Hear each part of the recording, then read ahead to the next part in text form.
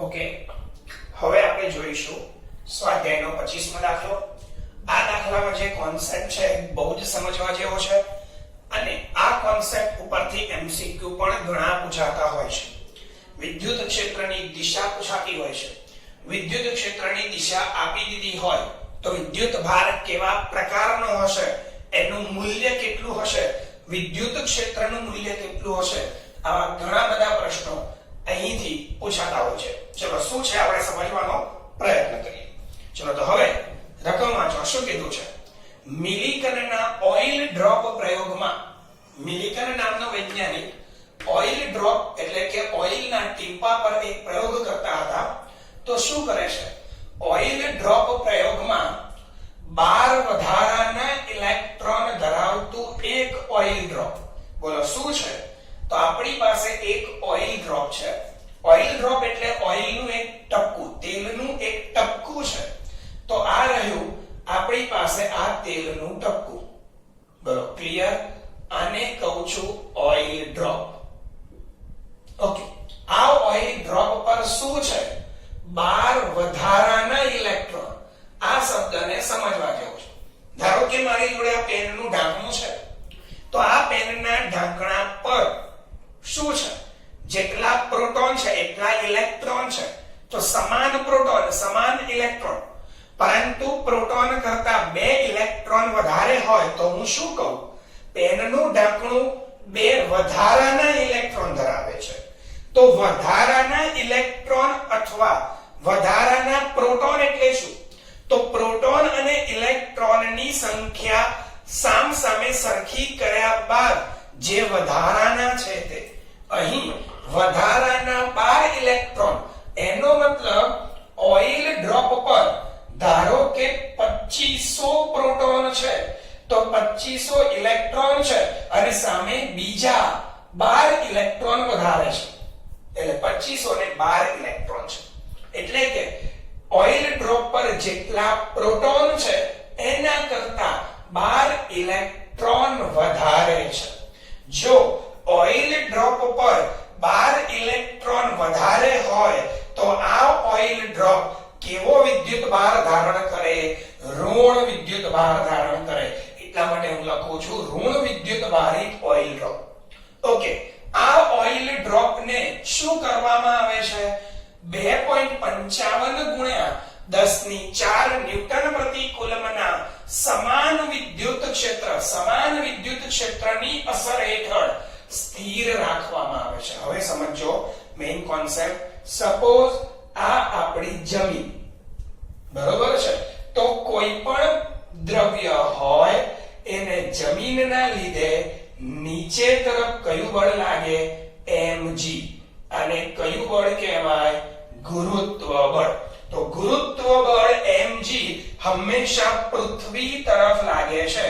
અહીં આ કણ જો અહીં પકડી રાખીએ અને પછી છોડી દેવામાં આવે તો mg બળની અસર હેઠળ પૃથ્વી તરફની દિશામાં પ્રવેગી ગતિ કરે છે, બરોબર? પરંતુ એ રકમમાં શું કીધું છે? સમાન વિદ્યુત ક્ષેત્રની અસર હેઠળ તેને સ્થિર રાખવામાં આવ્યો છે. તો ઓઇલ ડ્રોપ કેવો રાખ્યો છે? સ્થિર. તો હવે મને એમ કહો કે ઓઇલ ડ્રોપ સ્થિર ક્યારે રહે? ઓકે, આ પેન છે, ધારો કે મારી જોડે આ બોટલ છે. આ બોટલ સ્થિર ક્યારે રહે? તો જેટલું બળ નીચે તરફ લાગે એટલા જ મૂલ્યનું બળ એની ઉપર તરફ એટલે વિરુદ્ધ દિશામાં લાગવું જોઈએ.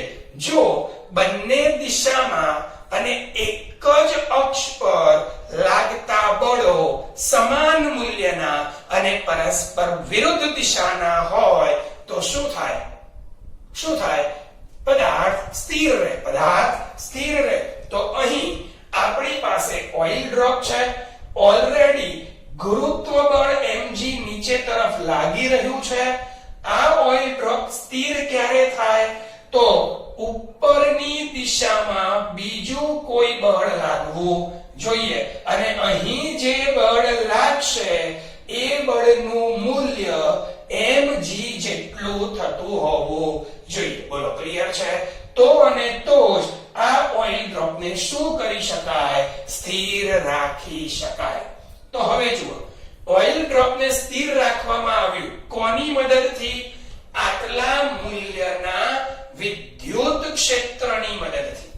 તો હવે આને સ્થિર રાખવા માટે વિદ્યુત ક્ષેત્રનો ઉપયોગ કર્યો છે. તો વિદ્યુત ક્ષેત્રનો ઉપયોગ કેવી રીતે કર્યો? તો અહીં ધારો કે વિદ્યુત ક્ષેત્ર મૂકી દીધું છે. હવે પ્રશ્ન છે કે આ વિદ્યુત ક્ષેત્ર કઈ દિશામાં મૂકવું જોઈએ?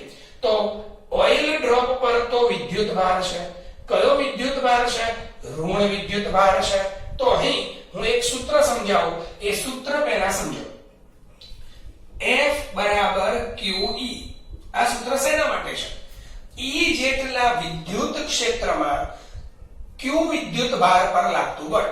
ફરીથી, E જેટલા વિદ્યુત ક્ષેત્રમાં Q વિદ્યુત ભાર પર વિદ્યુત ક્ષેત્રને લીધે લાગતું બળ.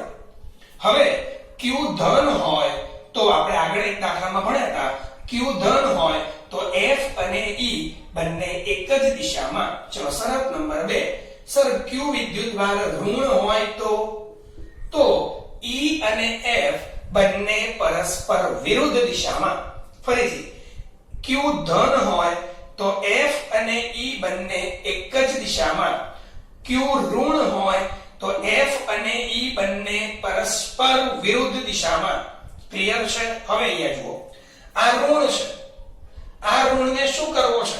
આ ઓઇલ ડ્રોપને શું કરવો છે? સ્થિર રાખવો છે. કોના માટે સ્થિર રાખવો છે? કોના કારણે ગતિ કરે છે? તો સર mg ના લીધે તે નીચે તરફ જાય છે. તો મારે સ્થિર રાખવા માટે એને ઉપર તરફ બળ આપવું પડે. આ બળ કોના લીધે મળે છે? વિદ્યુત ક્ષેત્રની અસર હેઠળ મળે છે, જેના લીધે જ એ સ્થિર રહે છે. તો આ બળ ઉપર તરફ છે. તો હવે આ જે બળ છે એ બળ કયું બળ છે? તો વિદ્યુતીય બળ છે. એટલે આ બળનું મૂલ્ય કેટલું? QE.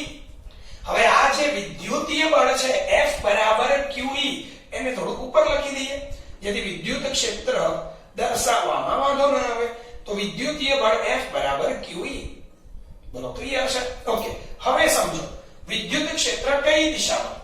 તો ઇલેક્ટ્રોન છે. ઇલેક્ટ્રોન પર એટલે કે ઋણ વિદ્યુત ભાર છે. ઋણ વિદ્યુત ભાર પર લાગતું બળ ઉપર તરફ છે. સર ઋણ વિદ્યુત ભાર છે. ઋણ વિદ્યુત ભાર તરફ લાગતું બળ જે દિશામાં હોય એના કરતા વિદ્યુત ક્ષેત્રની દિશા પરસ્પર વિરુદ્ધ હોય. બળ ઉપર તરફ લાગે તો અને તો જ ઉપરનું અને નીચેનું બળ સરખું થઈ શકે અને આ પદાર્થ સ્થિર રહી શકે. તો બળ ઉપર તરફ લાગે તો વિદ્યુત ક્ષેત્ર કઈ દિશામાં હોય? નીચે તરફ. બોલો તો MCQ માં શું કામ લાગે? કેમ કે એક ઇલેક્ટ્રોનને અથવા કોઈ ઋણ વિદ્યુત ભારને શું કર્યું છે? વિદ્યુત ક્ષેત્રની અસર હેઠળ સ્થિર રાખ્યો છે. તો વિદ્યુત ક્ષેત્રની દિશા કઈ? તો વિદ્યુત ક્ષેત્રની દિશા પૃથ્વી તરફ હોય. ઓકે, અર્થ તરફ, જમીન તરફ. નેક્સ્ટ બીજા નંબરે, જો આ ધન હોત તો શું થાય? ખાલી વિચારી જુઓ. આપણું આ જમીન, આ કણ, ગુરુત્વ બળ mg હંમેશા નીચે તરફ લાગે.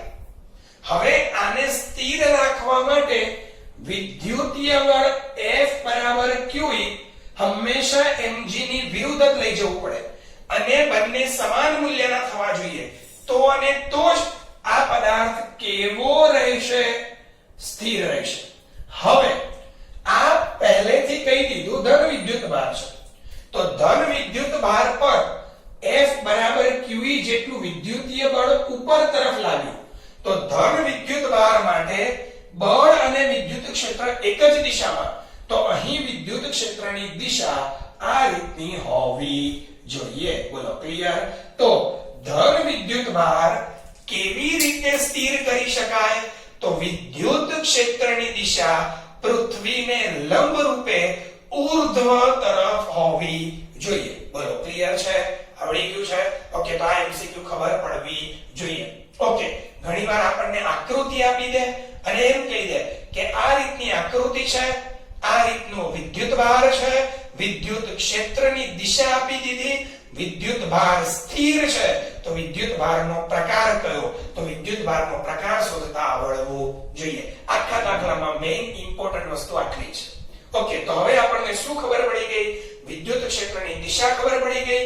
વિદ્યુત ક્ષેત્રની વિદ્યુત ક્ષેત્રના કારણે કયું બળ લાગે એ પણ ખબર પડી ગઈ. ઓકે, ચલો તો રકમ પરથી આપણે n લઈએ. n એટલે 12, n એટલે ઇલેક્ટ્રોનની સંખ્યા.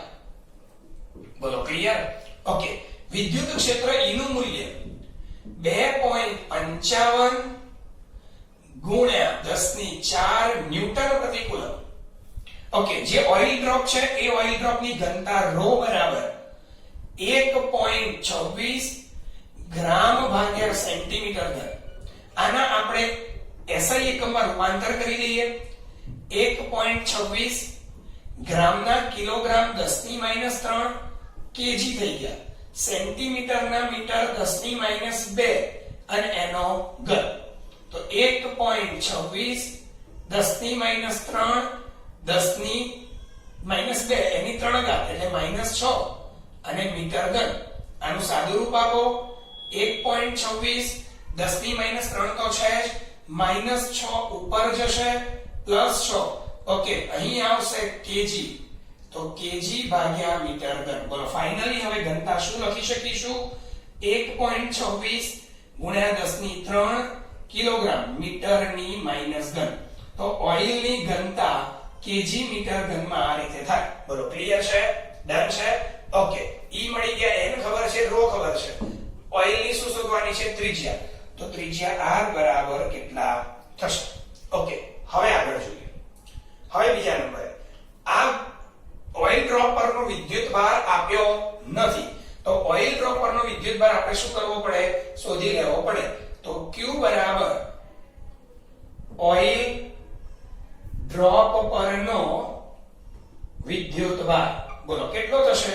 તો Q બરાબર n એટલે 12, E બરાબર 1.6 ગુણ્યા 10⁻19 ઘાત કુલમ. સોલ્યુશન ન આપો તો કઈ નહીં, છેલ્લે બેગી કિંમત મૂકી દઈશું.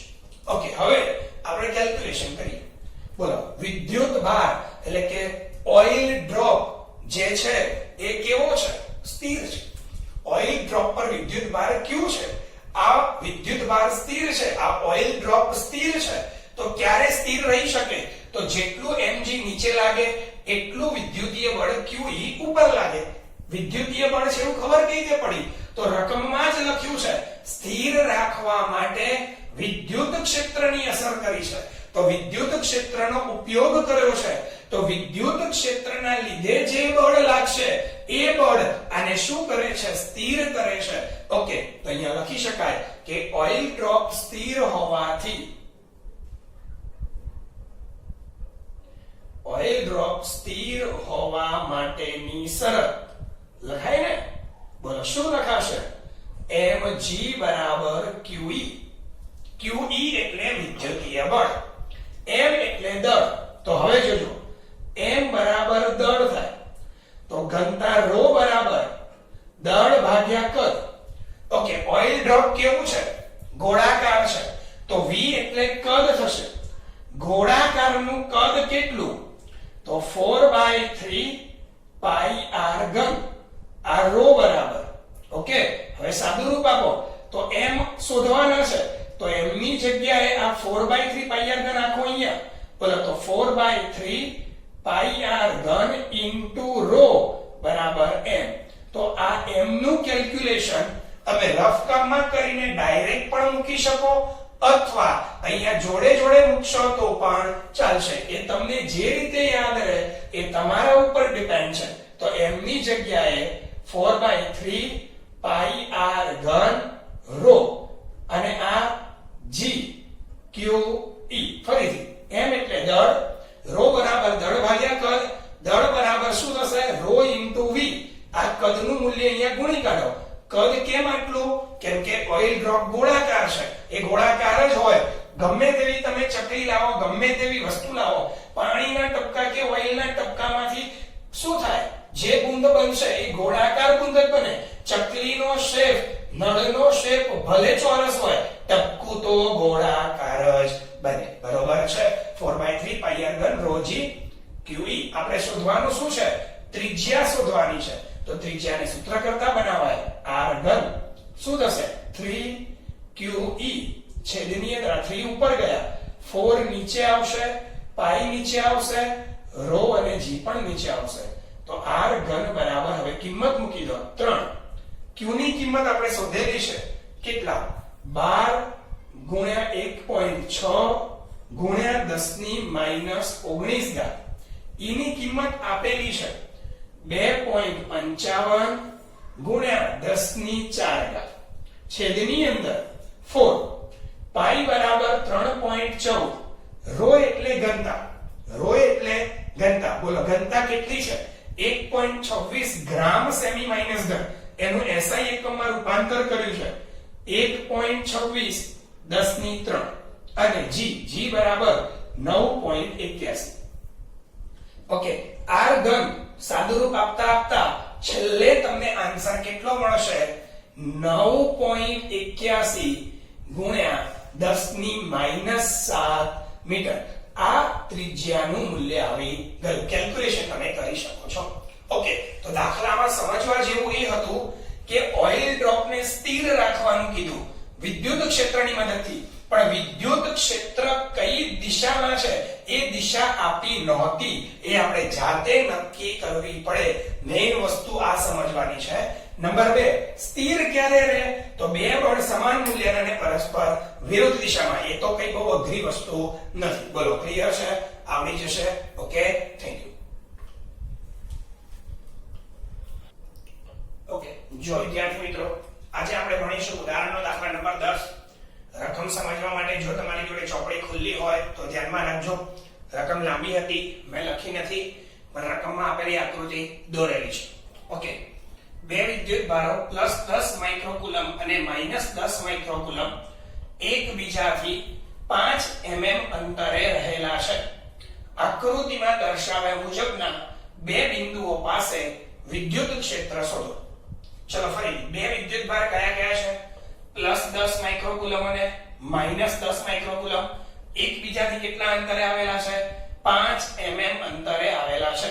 ઓકે, આકૃતિ આપેલી છે. આકૃતિમાં દર્શાવેલા બિંદુ પાસે વિદ્યુત ક્ષેત્ર શોધવાનું છે. હવે જુઓ, આકૃતિ બે ભાગમાં આપેલી છે, ભાગ 1 અને ભાગ 2. ઓકે, ચલો આકૃતિ જુઓ. બિંદુ A પાસે -10 માઇક્રોકુલમ, બિંદુ B પાસે +10 માઇક્રોકુલમ. સાહેબ, અહીં બંને વિદ્યુત ભારના મૂલ્ય સરખા છે, પરંતુ એક ધન છે, એક ઋણ છે. તો આ શું કહેવાય? વિદ્યુત ડાયપોલ કહેવાય. શું કહેવાય? વિદ્યુત ડાયપોલ. નોંધ કરું છું, બંને વિદ્યુત ભાર, બોલો શું કરે છે? વિદ્યુત ડાયપોલની રચના કરે છે. બોલો ક્લિયર? બંને વિદ્યુત ભાર કોની રચના કરે છે? વિદ્યુત ડાયપોલની રચના કરે છે. ઓકે, હવે નેક્સ્ટ આગળ જોઈએ શું થશે. તો હવે જુઓ, બંને વચ્ચેનું અંતર મૂલ્ય તો 10 આપેલું છે, તો q બરાબર 10 માઇક્રોકુલમ. ઓકે, નેક્સ્ટ શું થશે? તો કે બંને વચ્ચેનું અંતર 5 mm છે, તો 2a બરાબર 5 mm કહેવાય. બોલો, ધન અને ઋણ વચ્ચેનું અંતર 5 મિલીમીટર. આ 5 મિલીમીટર છે. ઓકે, તો a બરાબર 5/2 મિલીમીટર. કેટલા થશે? 5/2 2.5 મિલીમીટર. કોના બરાબર? a બરાબર. ઓકે, નેક્સ્ટ a એટલે શું? આ આખું અંતર 2a કહેવાય, તો પછી આટલું અંતર a જ કહેવાશે. આ a બરાબર આપણને શું થઈ ગયા? મળી ગયા. તમને પ્રશ્ન થાય સાહેબ આની જરૂર કેમ પડી? તો જુઓ કેમ જરૂર પડી. હવે ભાગ a માં તમને વિદ્યુત ક્ષેત્ર ક્યાં શોધવાનું કીધું છે? બિંદુ P પાસે. હવે બિંદુ P ક્યાં છે? તો મેઈન વસ્તુ અહીંયા છે આખા દાખલામાં. બિંદુ P એ ધન અને ઋણ વિદ્યુત ભાર એટલે કે ડાયપોલમાંથી પસાર થતી અક્ષ છે. તો બિંદુ P ક્યાં આવેલું છે? બિંદુ P ડાયપોલની અક્ષ પર આવેલું છે. જો બિંદુ P ડાયપોલની અક્ષ પર આવેલું હોય તો બિંદુ P પાસે વિદ્યુત ક્ષેત્ર શોધવા માટે આના આગળના દાખલામાં જે કર્યું હતું એવું કરવાની જરૂર નથી. આગળના દાખલામાં શું કર્યું? ઉદાહરણ 9 ની અંદર કે બિંદુ P પાસે B વડે ઉદ્ભવતું વિદ્યુત ક્ષેત્ર શોધો, A વડે શોધો, પછી બંનેનું પરિણામી શોધો. એવું નથી કરવાની જરૂર. બરોબર છે? ઓકે. કેમ કે બિંદુ P ક્યાં આવેલો છે? અક્ષ પર. ક્યાં આવેલો છે? અક્ષ પર આવેલો છે. તો આગળના દાખલામાં તમે બિંદુ B પાસેનું વિદ્યુત ક્ષેત્ર શોધવા અક્ષવાળું સૂત્ર વાપરી શકો, પરંતુ ત્યાં અક્ષવાળું સૂત્ર નથી વાપર્યું. કારણ કે ત્યાં જે સૂત્ર વાપરીશું એમાં કેલ્ક્યુલેશન બહુ ટફ આવે છે. એમાં ઓરિજિનલ સૂત્ર વાપરવું પડે. બરોબર? એ સૂત્ર વાપરતા કેલ્ક્યુલેશન ઘણા ટફ થઈ જાય છે. માટે ત્યાં એ બુકમાં જે મેથડ આપી હતી, ચોપડીમાં જે પદ્ધતિ આપી છે એ સરળ છે, માટે એ પદ્ધતિનો ઉપયોગ કરીશું. અહીં જુઓ, અહીં શું થશે? બિંદુ P આ રહ્યું. ક્યાં છે? જો આ ડાયપોલ છે, ડાયપોલના કેન્દ્રથી 15 સેન્ટીમીટર દૂર છે. હવે ડાયપોલના કેન્દ્રથી જે બિંદુએ અંતર શોધવાનું હોય એને આપણે r કહીએ છીએ. તો r બરાબર 15 સેન્ટીમીટર. તો હવે જસ્ટ તમે સમજો, r બરાબર 15 સેન્ટીમીટરના મિલીમીટર કરો, ખાલી મિલીમીટર સમજવા માટે. તો એને 10 વડે ગુણો એટલે મિલીમીટર થાય. તો r બરાબર 150 મિલીમીટર થાય. તો હવે તમે એક વસ્તુ ધ્યાનમાં રાખો, r બરાબર 150 મિલીમીટર. r એટલે જે બિંદુએ વિદ્યુત ક્ષેત્ર શોધવું છે એ બિંદુનું ડાયપોલના કેન્દ્રથી અંતર 150. હવે ડાયપોલના કેન્દ્રથી બે વિદ્યુત ભારોના અંતર એ બરાબર કેટલા? 2.5 મિલીમીટર. તો તમે જુઓ, તમારે જે બિંદુએ વિદ્યુત ક્ષેત્ર શોધવું છે એ બિંદુ કેન્દ્રથી કેટલું દૂર છે? તો ઘણું બધું દૂર છે. કેવી રીતે ચેક કરી શકાય? તો આ જે છે એ આપણો r છે અને આ જે છે એ a છે. તો r ભાગ્યા a કરો, 150 ભાગ્યા 2.5 કરો તો તમારી જોડે 60 આવશે. 150 ભાગ્યા 2.5 કરો એટલે જવાબ શું આવે? 60 આવે. તો તમે શું કહી શકો કે r એ કેવા છે? a કરતા 60 ગણા મોટા છે. r કેવા છે? a કરતા 60 ગણા મોટા છે. તો તમે જ્યારે વિદ્યુત ડાયપોલની થિયરી ભણ્યા એમાં ડાયપોલની અક્ષ પર ઉત્પન્ન થતા વિદ્યુત ક્ષેત્રનું સૂત્ર ભણ્યા. એ જે સૂત્ર હતું એ સૂત્રમાં છેદમાં r² + a² ઇન્ટુ શું આવે? સ્ક્વેર આવે. ક્લિયર? તો એ જે સૂત્ર હતું એમાં r અને a જો નાના હોય તો એને અવગણી ન શકાય. જ્યારે અહીં r કેવા છે? તો અહીં r a કરતા ઘણા વધારે છે. અહીં r a કરતા ઘણા એટલે કેટલા? 60 ગણા વધારે છે. તો તમે કહી શકો r is very greater than a. માટે r ની સરખામણીએ a ને શું કરતા? અવગણતા અથવા અવગણવા. બોલો, clear? r is very greater than a, માટે r ની સરખામણીએ a ને અવગણવા. અહીંયા પણ એ જ પરિસ્થિતિ છે. અહીંયા પણ r બરાબર 150 મિલીમીટર જ થશે અને અહીં પણ a બરાબર બોલો કેટલા થશે? 2.5 મિલીમીટર. આ પણ 2.5 મિલીમીટર. કોના બરાબર? a બરાબર. તો અહીં પણ શરત શું થવાની? r is very greater than a.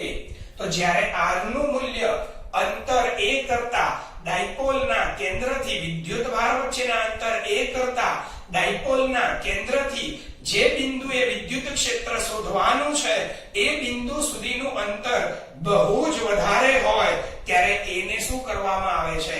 અવગણવામાં આવે છે. તો હવે જ્યારે a ને અવગણવામાં આવે તો પછી કયું સૂત્ર આવે? બોલો, ક્લિયર? તો આનું પહેલા મુખ્ય સૂત્ર તમને યાદ કરાવી દઉં. જુઓ, મુખ્ય સૂત્ર શું છે?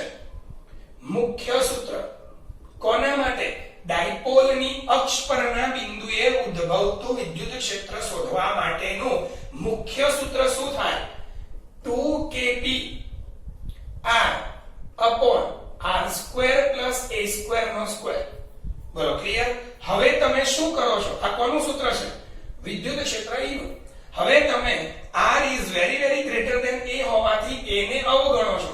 જો a ને અવગણો એટલે a કેટલા થઈ જાય 0 જો a 0 થઈ જાય તો હવે શું થશે 2kpr નીચે r સ્ક્વેર 0 સ્ક્વેર સ્ક્વેર 4 ઘાત એક એક ગયા 2kp upon r નો ઘન બોલો ક્લિયર છે બોલો ખબર પડી ગઈ તો હવે કયું સૂત્ર વાપરવાનું 2kp upon r ઘન આ તો મેં તમને સમજાવ્યું કે આ સૂત્ર કેવી રીતે આવ્યું તમે થિયરીમાં ભણેલા છો અહીં તો માત્ર તમને યાદ જ કરાવવાનું હતું કે r નું મૂલ્ય a ની સાપેક્ષે ઘણું વધારે છે તો તમારે મુખ્ય સૂત્ર મૂકવાનું નથી ઓકે આના જે આગળ નવમો દાખલો ભણ્યા નવમા દાખલામાં બિંદુ a પાસે તો ઠીક પણ બિંદુ b પાસે જે વિદ્યુત ક્ષેત્ર શોધવાનું હતું એમાં ડાયરેક્ટ આ સૂત્ર મૂકવું પડે કેમ કેમ કે ત્યાં r અને a બહુ ફરક નહોતો માટે આ સૂત્ર મૂકીને કેલ્ક્યુલેશન થાય જે કેલ્ક્યુલેશન ઘણું અઘરું છે માટે ત્યાં આપણે આ સૂત્ર વાપર્યું નથી તો આ મેં તમને યાદ કરાવી દીધું કે આ સૂત્ર કેમ ન વાપરવું એની જગ્યાએ કયું સૂત્ર વાપરવું બોલો ક્લિયર ઓકે તો હવે આ સૂત્ર વાપરીશું અક્ષ પરના બિંદુએ વિદ્યુત ક્ષેત્ર શોધવા ત્યાં આપણને p ની જરૂર પડશે p એટલે વિદ્યુત ડાયપોલની ચાક માત્રા તો વિદ્યુત ડાયપોલની ચાક માત્રા આપણે સૌથી પહેલા શોધવી પડશે બોલો બરોબર અથવા અહીંયા નહીં શોધી અલગથી શોધવી નથી સૂત્રમાં ડાયરેક્ટ મૂકી દઈશું ખાલી સૂત્ર જોઈ લો ડાયપોલની ચાક માત્રા p q 2a કેલ્ક્યુલેશન આપણે મીટરમાં જ કરીશું બોલો ક્લિયર છે ઓકે તો અંતર r બરાબર 15 સેન્ટીમીટર એના મીટર કેટલા 10 ની -2 મીટર બરો ક્લિયર અહીંયા 15 ગુણ્યા 10 ની -2 મીટર તો સૌથી પહેલા બિંદુ p પાસેનું વિદ્યુત ક્ષેત્ર EP તો બિંદુ p પાસેનું વિદ્યુત ક્ષેત્ર કોણ EP બિંદુ p ક્યાં આવેલું છે તો બિંદુ p ડાયપોલની અક્ષ પર આવેલું છે ક્યાં આવેલું છે બિંદુ p ડાયપોલની અક્ષ પર આવેલું છે જો બિંદુ p ડાયપોલની અક્ષ પર હોય તો હવે એના માટેનું સૂત્ર ક્લિયર છે બોલો EP બરાબર 2kp upon r ઘન બોલો ક્લિયર 2 k ની વેલ્યુ 9 ગુણ્યા 10 ની 9 ચલો p ની value q into 2a upon r 15 ગુણ્યા 10 ની -2 નો ઘન ખાસ યાદ રાખજો સ્ક્વેર નથી ઘન છે ઓકે 2 9 ગુણ્યા 10 ની 9 q નું મૂલ્ય ખાલી મૂલ્ય મૂકવાનું 10 માઇક્રોકુલમ એટલે 10 ની -6 2 a એટલે આપણે શોધીને મૂક્યા છે 2.5 અથવા ડાયરેક્ટ મૂકી દેવાના અલગ અલગ મૂકવાની જરૂર નથી આખા 2a એટલે બે વિદ્યુત ભાર વચ્ચેનું અંતર કેટલું છે 5 મિલીમીટર 5 મિલીમીટર એટલે 10 ની -3 કરો એટલે મીટર થઈ જાય તો અહીંયા તમે લખી શકશો કે 2a બરાબર 5 મિલીમીટર તો એને 5 ગુણ્યા 10 ની -3 મીટરમાં ફેરવી દીધા બોલો ક્લિયર છે ઓકે ભાગ્યા મૂલ્ય કેટલું છે 15 ગુણ્યા 10 ની -2 નો ઘન જ્યારે તમે આનું સાદું રૂપ આપશો તો ત્યારે તમને બિંદુ P પાસે મળતું વિદ્યુત ક્ષેત્ર કેટલું મળશે 2.66 ગુણ્યા 10 ની 5 ઘાત ન્યૂટન પ્રતિ કુલમ ફરીથી એક વખત સમજી લો બિંદુ P પાસે ઉદ્ભવતું વિદ્યુત ક્ષેત્ર તો બિંદુ P ડાયપોલના કેન્દ્રથી જે અંતરે છે એ અંતર r ડાયપોલના કેન્દ્ર અને વિદ્યુતભાર વચ્ચેનું અંતર a તો a એ r કરતા કેવું તો r એ a કરતા 60 ગણો વધારે છે એટલે ઘણો વધારે કહેવાય તો શરત કઈ થાય r is very greater than a માટે r ની સરખામણીએ a ને શું કરવા પડે અવગણવા પડે આ મેં સમજાવવા માટે લખ્યું કે અક્ષ પરના કોઈ પણ બિંદુએ વિદ્યુત ક્ષેત્રનું મૂલ્ય અક્ષ પરના કોઈ પણ બિંદુએ વિદ્યુત ક્ષેત્રનું મૂલ્ય માત્ર સદિશ નહીં મૂલ્ય 2kpr upon r² + a² નો સ્ક્વેર એને અવગણો એટલે 0 સ્ક્વેર એટલે 4 ઉપર નીચે r ગયા બોલો નીચે ગણાવી દો તો આ સૂત્ર ડાયરેક્ટ જ વાપરવાનું યાદ રાખવાનું છે બોલો ક્લિયર છે ઓકે હવે નેક્સ્ટ પછી તો ઈઝી, કિંમત મૂકો જવાબ આવે. ચાક માત્રાનું મૂલ્ય જોડે જ મૂકી દેવાનું, અલગથી શોધવાની જરૂર નથી. સેમ પદ્ધતિ પાર્ટ બી માટે. પાર્ટ બી માટે q બિંદુએ વિદ્યુત ક્ષેત્ર શોધવાનું. બિંદુ q નું સ્થાન નક્કી કરો. તો બિંદુ q આ AB આપણો ડાયપોલ છે, આ બિંદુ પાસે -10 માઇક્રોકુલમ, આ +10 માઇક્રોકુલમ. ધન અને ઋણ સમાન મૂલ્યના, બંને વચ્ચેનું અંતર 5 મિલીમીટર. કન્ડિશન એની એ જ 2a બરાબર 5 મિલીમીટર. આ એના મીટર કરે. ઓકે, બિંદુ q ક્યાં આવેલું છે? બંનેની બરાબર વચ્ચેથી લંબ અંતરે આવેલું છે. તો આ લંબ અંતર જે ડાયપોલના કેન્દ્રમાંથી પસાર થાય, તો આને તો વિષુવરેખા કહે છે. શું કહે છે આને? વિષુવરેખા કહે છે. તો વિષુવરેખા પરના કોઈ પણ બિંદુએ ઉદ્ભવતું વિદ્યુત ક્ષેત્રનું મૂલ્ય, તો વિદ્યુત ક્ષેત્રનું મૂલ્યનું સૂત્ર યાદ કરો. શું આવશે? kp r² + a² ની 3/2. ઓકે, સદિશ કરશો તો માઈનસ આવશે, મૂલ્ય કરશો તો ખાલી પ્લસ આવશે. ઓકે, સદિશ કરશો તો અહીં માઈનસ આવે. ઓકે, હવે ધ્યાન રાખો. શું થયું? r is very greater than a. એ જ કન્ડિશન. r એટલે શું? ડાયપોલના મધ્ય બિંદુથી જે બિંદુએ અંતર શોધવું છે એનું અંતર કેટલા mm? 150. જે a કરતા 60 ગણા વધારે. તો આપણું જે મુખ્ય સૂત્ર હોય કઈ જગ્યા માટે? ડાયપોલની વિષુવરેખા પરના બિંદુ પાસે ઉદ્ભવતું પરિણામી વિદ્યુત ક્ષેત્ર શોધવા માટેનું શું થાય? આ છે. હવે એને અવગણતા, તો એને અવગણતા. ચલો, એને અવગણતા શું થશે? એનું મૂલ્ય શું આવશે? kp r² એની 3/2. 2 કેન્સલ, kp r3. બોલો, મૂલ્ય મળી ગયું. ઓકે સાહેબ, આ ન આવડે તો કોઈ વાંધો નહીં, આટલું યાદ રાખવું પડે. દાખલા માટે, થિયરી માટે તો પેલું સૂત્ર આવશે ને આવશે. ઓકે, તો હવે ડાયરેક્ટ મૂલ્ય, વિષુવરેખા પરનું મૂલ્ય શું નામ આપી દઈએ? અહીંયા p બિંદુ હતું તો EP કીધું, અહીં q બિંદુ છે તો EQ. તો EQ q બિંદુ પાસેનું વિદ્યુત ક્ષેત્ર. ચલો, સૂત્ર શું આવશે? મૂલ્ય શોધવું છે. kp r3 9 × 10⁹. p એટલે q * 2a છેદની અંદર r એટલે 15 સેન્ટીમીટર ના મીટર એનો ઘન. 9 × 10⁹. q એટલે 10 માઇક્રોકુલમ છે એટલે 10⁻6. 2a એટલે 5 મિલીમીટર છે એના મીટર 10⁻3 છેદની અંદર 15 × 10⁻2 નો ઘન. આન્સર તમારો આવશે EQ બરાબર 1.33 × 10⁵ ન્યૂટન પ્રતિ કુલમ. બોલો, ક્લિયર છે?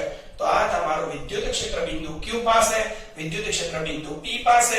દાખલામાં સમજવાનું શું હતું? આ સૂત્ર કેમ વાપર્યા એ જ સમજવાનું છે.